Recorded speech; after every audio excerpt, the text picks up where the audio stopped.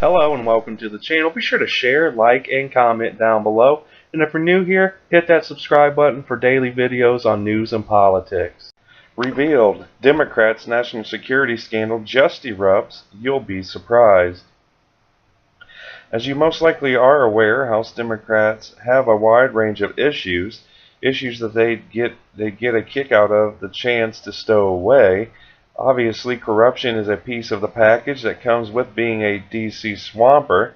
At the present time, congressional leaders seem to have been engaged in some intense scandals, including national security.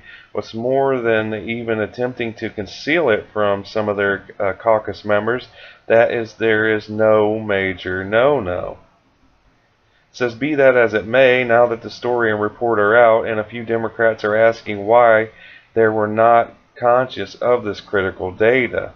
Following quite a while of examination for reasons unknown, the Pakistani PC specialists employed by a good portion of congressional Democrats were simply spies.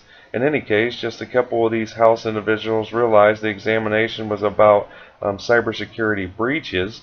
The most idea it was a theft or bank fraud issue outside the scope of Congress. How stunning this report is to them to discover their workers were found keeping an eye on them and their constituents. Now, via the Daily Caller, says House investigators concluded that Democratic IT aides made unauthorized access to congressional servers in 2016, allegedly accessing the data of members for whom they did not work, logging in as members of Congress themselves, and covering their tracks, according to a presentation summarizing the findings of a 4-month internal probe. Their behavior mirrored a classic method for insiders to exfiltrate data from an organization, and they continued even after orders to stop. The briefing materials alleged. Now, there are indications that numerous members' data may have been secretly residing not on their designated servers, but instead aggregated onto one server, according to the briefing and other sources. Authorities said that the entire server was then physically stolen. Now, when acting on these findings, Democratic leadership appeared to have misrepresented the issue to their own members as solely a matter of theft.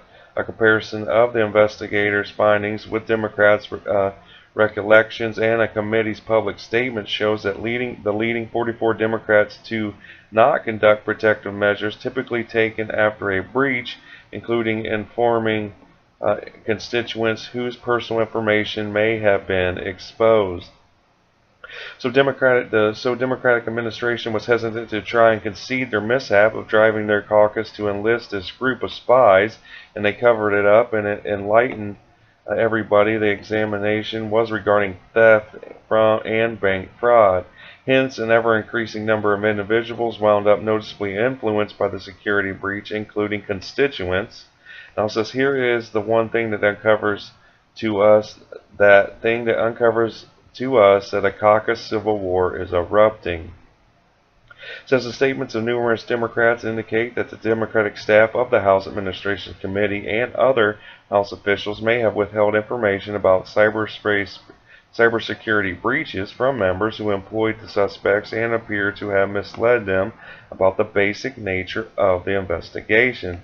Says, this is the first I've heard about that, said Missouri Democrat Representative Emmanuel Cleaver, who employed almost every member of the A1 group of cybersecurity issues.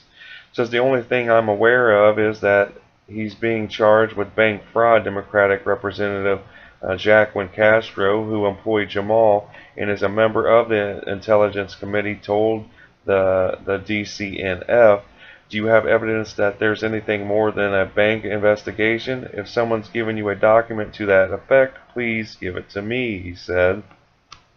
Now, presently, 44 Democrats need to reply to their constituents concerning why they didn't included safety efforts in their workplaces, and their answers will be on account of authority. Educate us, not distress regarding this. Now, it goes on to say that I'm certain that these 44 are angry that their constituents have been compromised on account of their leaders. Furthermore, I'm certain they're additionally disturbed that they look totally idiotic before their states. Now says, which implies hell is going to hit the fan around the House Democratic Caucus. The main silver lining I can see is that the national security breach will start a genuine civil war in the Democratic Party, and they will be so bustling battling amongst themselves that the 2018 elections will pass them by.